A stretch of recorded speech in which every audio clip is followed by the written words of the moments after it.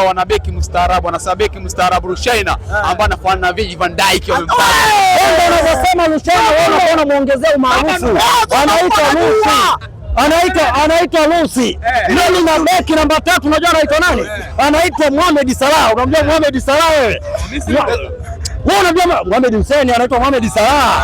Sasa yule Mohamed Salah anakuambia wewe anatoka namba 3 yake, anaenda kucheza na namba 11 kule. Sasa piga mahesabu, ni jitu lenye hasira hilo. Sasa piga mahesabu, anakwenda kupata adhabu ya huyo mtu anemtumikia Mohamed Hussein. Mohamed Salah wakati yuko Simba alikuwa anaitwa Zimbwe Junior.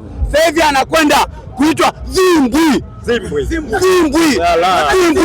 Sijui umenielewa. Ina maana gani? Hakuna kitu, mpira umekwisha.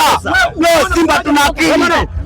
Kwenye matamasha naambia mchezaji gani wa kwao wakati anatambulishwa nani alicelebrate kama Mohamed Salah? Nani alicelebrate? Wao nafikiri kule kucelebrate hajasoma, hajui maana kucelebrate, kusherekea hajasoma.